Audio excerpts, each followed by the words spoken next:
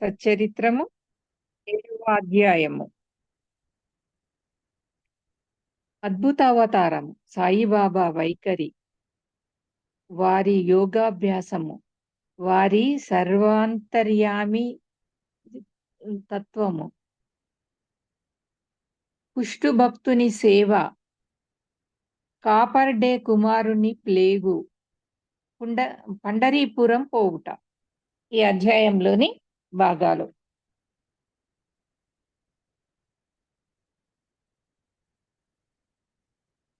అద్భుత అవతారం ఫస్ట్. సాయిబాబా హిందూ అన్నచో వారు మహమ్మదీయుని వలె కనిపించేడి వారు. మహమ్మదీయుడు అనుకున్నచో హిందూ మతాచార సంపన్నుడుగా కనిపించుచుండెను. ఆయన హిందువా లేక మహమ్మదీయుడా అన్న విషయము ఇతమిద్దంగా ఎవ్వరికి తెలియదు. బాబా శాస్త్రోక్తంగా హిందువుల శ్రీరామనవమి ఉత్సవము జరుపుచుండెను. అదే కాలమందు మహమ్మదీయుల చందనోత్సవము జరుపుటకు అనుమతించెను. ఈ ఉత్సవ సమయమందు కుస్తీ పోటీలను ప్రోత్సహించుచుండెడి వారు. గెలిచిన వారికి మంచి జరిపించుచుండిరి. ఈదుల్ ఫీతర్ పండుగ నాడు మహమ్మదీయులచే మసీదులో నమాజు చేయించెడివారు. మొహర్రం పండుగకు కొంతమంది మహమ్మదీయులు మసీదులో తాజియా లేదా తాబూతు నిలిపి కొన్ని దినములు దాని నచ్చట నుంచి పిమ్మట గ్రామంలో నూరేగించదమనిది. 4 దినముల వరకు మసీదులో తాబూతు నుంచుటకు బాబా సమ్మతించి 5వ నాడు నిస్సంకోచంగా దానిని తామే తీసివేసిరి. వారు మహమ్మదీయులన్నచో హిందువులకు వలె వారి చెవులు కుట్టబడి ఉండెను. వారు హిందువులన్నచో సుంతిని ప్రోత్సహించడి వారు.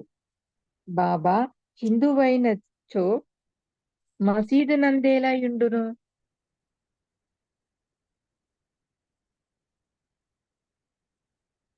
మహమ్మదీయుడైనచో దునియందు అగ్నిహోత్రము నేల వెలిగించియుండువారు. అది ఏగాక తిరుగలిలో విసురుట, శంఖమూదుట, గంట వాయించుట, హోమం చేయుట, భజన, అన్నసంతర్పణ, అర్ఘపాద్యాదులతో పూజలు మొదలగు మహమ్మదీయ మతంనకు అంగీకారం కాని విషయములు మసీదులో జరుగుచుండెను. వారు మహమ్మదీయులైనచో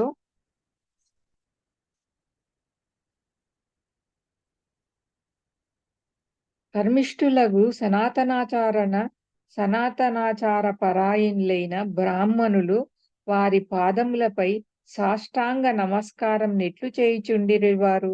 వారే తెగవారని ఎడగబోయిన వారెల్లరూ వారిని సందర్శించిన వెంటనే మూగల్గుచు పరవశించుచుండిరి. అందుచే సాయిబాబా హిందువో మహమ్మదీయుడో ఎవరును సరిగ్గా నిర్ణయించలేకుండ్రి. ఇది కరెక్టే. ఇది ఒక వింత కాదు. ఎవరైతే సర్వమును త్యజించి భగవంతుని సర్వస్య శరణాగతి యొనరించెదరో వారు దేవునితో నైక్యమైపోయేదరు. వారికి దేనితో సంబంధము గాని భేదభావము గాని ఉండదు. వారికి జాతి మతములతో నెట్టి సంబంధము లేదు. సాయిబాబా అట్టివారు. వారికి జాతులందు వ్యక్తులందు భేదము కనిపించకుండెను. ఫకీరులతో కలిసి బాబా మత్స్య మాంసములు భుజించుచుండెను.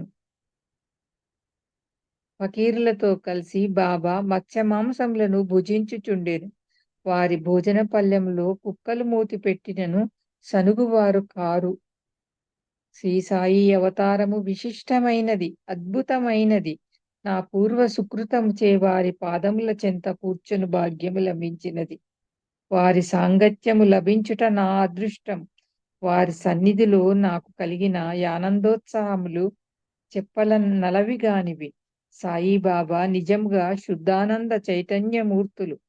నేను వారి గొప్పతనమును విశిష్టతను పూర్తిగా వర్ణించలేను. ఎవరు వారి పాదములను నమ్మెదరో వారికి ఆత్మానుసంధానం కలుగును. సన్యాసులు, సాధకులు, ముముక్షువులు తదితరులు అనేక మంది సాయిబాబా వద్దకు వచ్చేడివారు. బాబా వారితో కలిసి నవ్వుచూ, సంభాషించుచు సంచరించుచున్నప్పటికీ వారి నాలికపైన అల్లా మాలిక్ అను మాట ఎప్పుడూ నాట్యమాడుచుండేడిది. వారికి వాద వివాదములు గాని, చర్చలు గాని ఇష్టం లేదు. అప్పుడప్పుడు కోపం వహించినప్పటికీ వారెల్లప్పుడూ శాంతముగా, సంయమనంతో యుండెడివారు. ఎల్లప్పుడూ పరిపూర్ణ వేదాంత తత్వమును బోధించుచుండువారు. ఆఖరి వరకు బాబా ఎవరో ఎవరికి తెలియదు.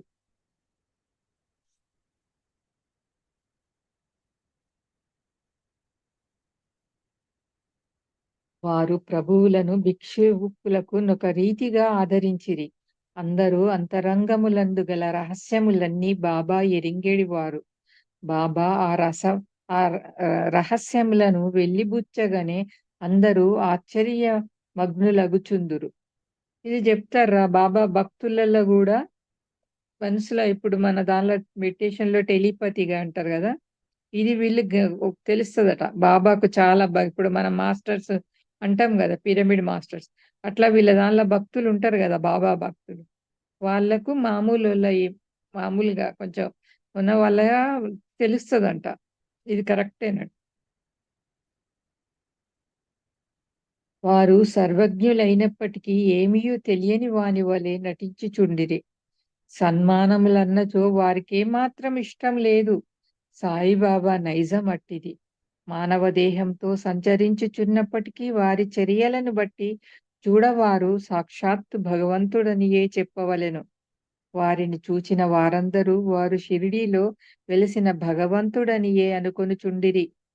వట్టి మూర్ఖుడైన నేను బాబా మహిమలనెట్లు వర్ణించగలను? సాయిబాబా వైఖరి. షిరిడీ గ్రామంలోనున్న శని, గణపతి, పార్వతి, శంకర, గ్రామదేవత, మారుతి మొదలగు దేవాలయాలన్నిటినీ తాత్యా పాటిల్ ద్వారా బాబా మరమ్మత్తు చేయించెను. వారి దానగుణము ఎన్నదగినది. దక్షిణ రూపంగా వసూలైన పైకమునంతయు నొక్కొక్కరికి రోజుకొక్కంటికి రూపాయలు 50, 20, 15 చొప్పున ఇచ్చవచ్చినట్లు పంచిపెట్టెడివారు. బాబాను దర్శించిన మాత్రమున ప్రజలు శుభములు పొందేవారు. రోగులు ఆరోగ్యవంతులగుచుండిరి. దుర్మార్గులు సన్మార్గులుగా మారుచుండిరి. పుష్టివారు కూడా రోగ విముక్తులగుచుండిరి.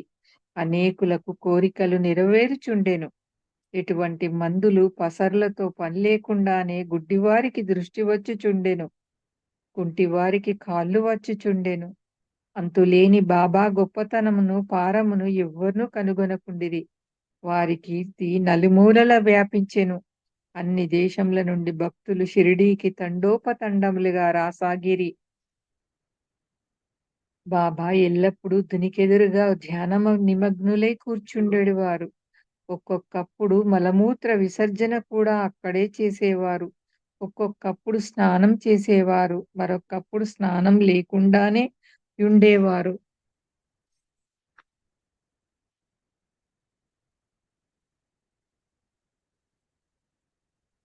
తొలి దినములలో బాబా తెల్లటి తలపాగా, శుభ్రమైన ధోవతి చొక్కా ధరించేవారు. మొదటి రోజులలో వారు వైద్యం చేసేవారు. గ్రామంలో రోగులను పరీక్షించి ఔషధములిచ్చెడివారు. వారి చేతిలో నిచ్చిన మందులు అద్భుతంగా పనిచేయుచుండెడివి. వారు గొప్ప హకీం వైద్యుడు అని పేరు వచ్చెను. ఈ సందర్భంనొక ఆసక్తికరమైన సంఘటనను చెప్పవలెను. ఒక భక్తునికి కండ్లు వాచి మిక్కిలి ఎర్రబడెను. షిరిడీలో వైద్యుడు దొరకలేదు. ఇతర భక్తులు అతనిని బాబా వద్దకు కొనిపోయిరి. సామాన్యంగా అట్టి రోగులకు అంజనములు, ఆవుపాలు, కర్పూరములతో చేసిన ఔషధములు వైద్యులు ఉపయోగించెదరు. కానీ బాబా చేసిన చికిత్స విలక్షణమైనది. నల్ల జీడి గింజలను నూరి 2 మాత్రలుగా చేసి ఒక్కొక్క కంటిలోనొక్కొక్క దానిని పెట్టి గుడ్డతో కట్టిరి.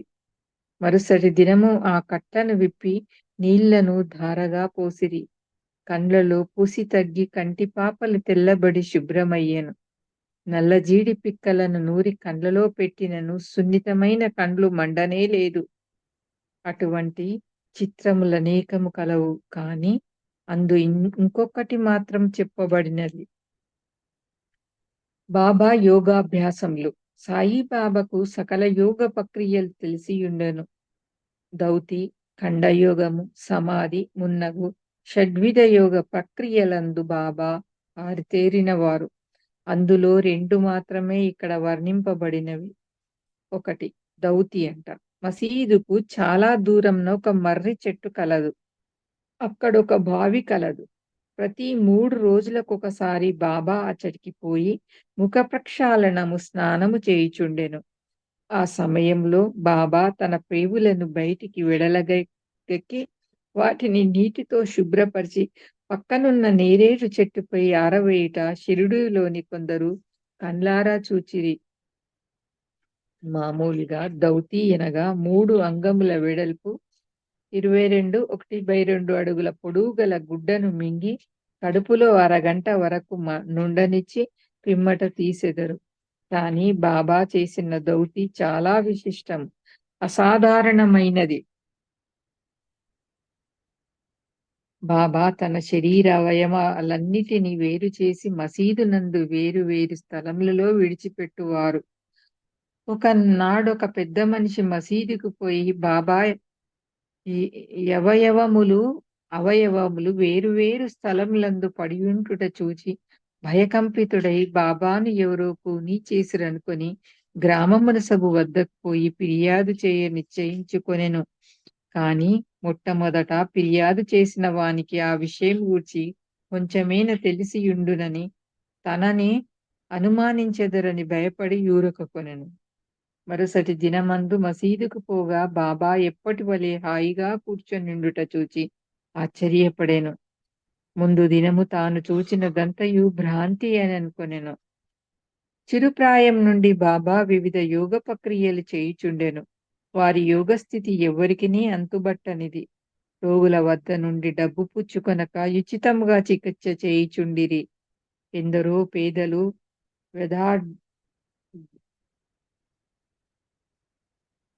ఎందరో పేదలు వారి అనుగ్రహం వలన స్వస్థత పొందిరి. నిస్వార్థముగా వారు చేయి సత్కార్యముల వల్లనే వారికి గొప్ప కీర్తి వచ్చెను. బాబా తమ సొంతం కొరకు ఏమీ చేయక ఇతరుల మేలు కొరకే ఎల్లప్పుడూ పాటుపడేవారు. ఒక్కొక్కప్పుడు ఇతరుల వ్యాధిని తమపై వేసుకొని ఆ బాధను తాను అనుభవించేవారు. అటువంటి సంఘటనొక దానిని ఈ దిగువ పేర్కొందును. దీనిని బట్టి బాబా యొక్క సర్వజ్ఞత దయార్థ హృదయము విదితమగును. బాబా సర్వాంతర్యామి తత్వము కారుణ్యము.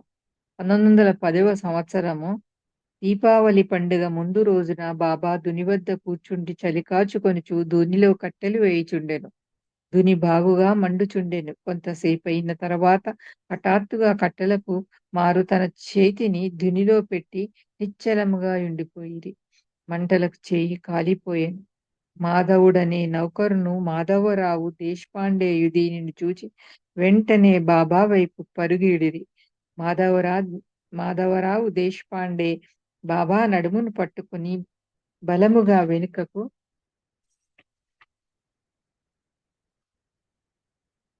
వెనుకకు లాగెను. దేవా, ఇట్లేల చేసితిరని బాబా నడిగిరి. బాబా బాహ్య స్మృతి తెచ్చుకొని ఇక్కడకు చాలా దూరంలో ఒక కమ్మరి స్త్రీ తన బిడ్డను ఎడిలో నుంచుకుని కొలిమినూదుచుండెను. అంతలో ఆమె భర్త పిలిచెను. తన యొడిలో ఉన్న బిడ్డయున్న సంగతి మరిచి ఆమె తొందరగా లేచెను. బిడ్డ మండుచున్న కొలిమిలో పడెను. వెంటనే నా చేతిని కొలిమిలోనికి దూర్చి ఆ బిడ్డను రక్షించేసాను. నా చెయ్యి కాలితే కాలినది, అది నాకు అంత బాధాకరం కాదు. కానీ బిడ్డ రక్షింపబడేను విషయం నాకు ఆనందం కలుగజేయుచున్నదని జవాబిచ్చాను. వండర్ఫుల్. కుష్ఠిరోగ భక్తుని సేవ. బాబా చెయ్యి కాలేనని సంగతి మాధవరావు దేశపాండే ద్వారా తెలుసుకొనిన నానాసాహెబ్ చాందోర్కర్ వెంటనే బొంబాయి నుండి డాక్టర్ పరమానందయ్యను ప్రఖ్యాత వైద్యుని వెంటబెట్టుకొని వైద్య సామాగ్రితో సహా హుటాహుటిన షిరిడీ చేరెను. చికిత్స చేయుటకై డాక్టర్ కాలిన తమ చేతిని చూపమని బాబాను నానా కోరెను. బాబా అందులకు ఒప్పుకొనలేదు. చెయ్యి కాలిన లగాయతు బాగోజీ షిండేయను కుష్ఠరోగి ఏదో ఆపువేసి కట్టెడివాడు. నానా ఎంతటి వేడినను బాబా డాక్టర్ గారిచే చికిత్స చేయించుకొనుటకు సమ్మతించలేదు. డాక్టర్ గారు కూడా అనేక సార్లు వేడుకొనిరి. అల్లాయే తన వైద్యుడని తమకేమాత్రం బాధ లేదని చెప్పుచు ఇటలలో డాక్టర్ చికిత్స చేయించుకొనుటకు దాటవేయుచుండెను. అందుచే డాక్టరు మందుల పెట్టే మూతయ్యను తెరవకుండానే బొంబాయి తిరిగి వెళ్ళిపోయెను. కాని అతనికి ఈ మిషతో బాబా దర్శన భాగ్యం లభించెను. ప్రతిరోజు బాగోజీ వచ్చి బాబా చేతికి కట్టుచుండెను. కొన్ని దినముల తర్వాత గాయం మానిపోయెను. అందరూ సంతోషించిరి. అప్పటికి ఇంకా ఏమైనా నొప్పి మిగిలియుండినదాయను సంగతి ఎవ్వరికీ తెలియదు. కాని ప్రతిరోజు ఉదయము బాగోజీ పట్టీలను విప్పి బాబా చేతిని నేతితో తోమి తిరిగి కట్లను కట్టుచుండెడివారు. బాబా మహాసమాధి వరకు ఇది జరుగుతూనే ఉండెను. మహాసిద్ధ పురుషుడైన బాబాకిదంతయు నిజానికి అవసరం లేనప్పటికీ తన భక్తుడైన బాగోజీ యందు గల ప్రేమచే అతడు ఉపాసనను గైకొనెను. బాబా లెండికి పోయినప్పుడు బాగోజీ బాబా తలపై గొడుగు పట్టుకుని వెంట నడిచెడివాడు. ప్రతిరోజు ఉదయము బాబా దునియొద్ద కూర్చునగానే బాగోజీ తన సేవా కార్యక్రమము మొదలెడువాడు. బాగోజీ గత జన్మయందు చేసిన పాప ఫలితంగా ఈ జన్మమున కుష్ఠరోగంతో బాధపడుచుండెను. వాని వేళ్ళు ఈడ్చుకొని పోయి ఉండెను. వాని శరీరమంతయు చీము కార్చు దుర్వాసన కొట్టుచుండెను. బాహ్యంనకు అతడెంత దురదృష్టవంతుని వలె అనిపించినప్పటికీ అతడు మిక్కిలి అదృష్టశాలి, సంతోషి. ఎందుకనగా అతడు బాబా సేవకులందరిలో మొదటివాడు. బాబా సహవాసంను పూర్తిగా అనుభవించిన వాడు. కాపాడే కుమారుని ప్లేగు వ్యాధి. బాబా విచిత్ర లీలలో ఇంకొక దానిని వర్ణించెను. అమరావతి నివాసియగు దాదాసాహెబ్ కాపర్డే భార్య తన చిన్న కొడుకుతో కలిసి షిరిడీలో కొన్ని దినములుండెను. ఒకనాడు కాపర్డే కుమారునికి తీవ్ర జ్వరము వచ్చెను. అది ప్లేగు జ్వరము కింద మారెను. తల్లి మిక్కిలి భయపడెను. షిరిడీ విడిచి అమరావతి పోవలనని సాయంకాలం బాబా బూటీవాడ వద్దకు వచ్చుచున్నప్పటికీ వారిని సెలువు నడగబోయాను. గద్గద కంఠంతో తన చిన్న కొడుకు ప్లేగుతో పడియున్నాడని బాబాకు చెప్పాను. బాబా ఆమెతో దయతో మృదువుగా నిట్లనెను. ప్రస్తుతము ఆకాశము మబ్బు పట్టి ఉన్నది. కొద్దిసేపటిలో మబ్బులన్నీ చెదిరిపోయి ఆకాశం నిర్మలమగును. అట్లనుచు బాబా కఫ్నీని పైకి ఎత్తి చంకలో కోడిగుడ్డంత పరిమాణము గల 4 ప్లేగు పొక్కులను చూపుచు, నా భక్తుల కొరకు నేనెట్లు బాధపడదనో చూడుము. వారి కష్టములన్నీయు నావే. ఈ మహాద్భుత లీలను చూచిన జనులకు మహాత్ములు తమ భక్తుల బాధలు తామే ఎట్లు స్వీకరింతురో అని విషయము స్పష్టమయ్యెను. మహాత్ముల మనసు మైనము కన్నా మెత్తనిది, వెన్నవలె మృదువైనది. వారు భక్తులను ప్రత్యుపకారమేమీ ఆశించగా ప్రేమించెదరు. భక్తులని తమ స్వజనులుగా భావించెదరు.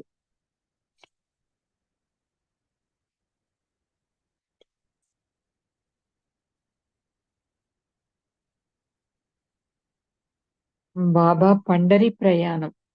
సాయిబాబా తన భక్తులను ఎట్లు ప్రేమించుచుండెనో, వారి కోరికలను అవసరములనెట్లు గ్రహించుచుండెనో ఎను కథను చెప్పి ఈ అధ్యాయమును ముగించెదము. నానా సాహెబ్ చందోర్కర్ బాబాకు గొప్ప భక్తుడు. అతడు ఖాండేష్లోని నందూరు బారులో మామల్తాదారుగా నుండెను. అతనికి పండరీపురంనకు బదిలీ అయ్యెను. సాయిబాబా యందు అతనికి గల భక్తియను ఫలమానాటికి పండరీపురంను భూలోక వైకుంఠమనెదురు. అట్టి స్థలమునకు బదిలీ ఎగుటచే నతడు గొప్ప ధన్యుడు. నానాసాహెబ్ వెంటనే పండరిపోయి ఉద్యోగంలో ప్రవేశించవలసి ఉండెను. షిరిడిలో ఎవ్వరికి ఉత్తరము రాయక హుటాహుటిన పండరికి ప్రయాణమయ్యెను. ముందుగా షిరిడీకి పోయి తన విఠోబాయగు బాబాను దర్శించి ఆ తర్వాత పండరికి పోవాలని అనుకున్నాను. నానాసాహెబ్ షిరిడీకి వచ్చే సంగతి ఎవరికీ తెలియదు. కానీ బాబా సర్వజ్ఞుడవుటచే గ్రహించెను. నానాసాహెబ్ నీమ్ గాం చేరుసరికి మసీదులో కలకలం రేగెను. బాబా మసీదులో కూర్చుండి మహాలస్పతి అప్పా షిందే కాశీరాములతో మాట్లాడుచుండెను. హఠాత్తుగా బాబా వారితో నిట్లనెను, మన నలుగురం కలిసి భజన చేసేదం. పండరీ ద్వారములు తెరిచినారు కనుక ఆనందముగా పాడుదము లెండు. అందరూ కలిసి పాడదొడంగిరి. ఆ పాట యొక్క భావమేమనగా, నేను పండరి పోవలెను, నేనక్కడనే నివసించవలెను. ఎందుకనగా అదియే నా ప్రభువు యొక్క ధామము. అట్లు బాబా పాడుచుండెను. భక్తులందరూ బాబాను అనుకరించిరి. కొద్దిసేపటికి నానాసాహెబ్ కుటుంబ సమేతముగా వచ్చి బాబా పాదములను సాష్టాంగ నమస్కారం చేసి తనకు పండరీపురము బదులైనదని, బాబా కూడా వారితో పండరీపురం వచ్చి అక్కడ ఉండవలసిందని వేడుకొనెను. అటుల బ్రతిమాలుటకు అవసరం లేకుండెను. ఏలానా బాబా అప్పటికే పండరీ పోవలెను, అచ్చటనుండవలెను భావమును వెలబిచ్చుచుండెను. తక్కిన భక్తులు చెప్పిరి. ఇది విని నానా మనస్సు కరిగి బాబా పాదములపై బడెను. బాబా యొక్క ఊదీ ప్రసాదమును ఆశీర్వాదమును అనుజ్ఞను పొంది నానాసాహెబ్ పండరికి పోయెను. ఇట్టి బాబా లీలల కంతు లేదు. 7వ అధ్యాయం సంపూర్ణం. సద్గురు శ్రీ సాయినాథార్పణమస్తు. శుభం భవతు.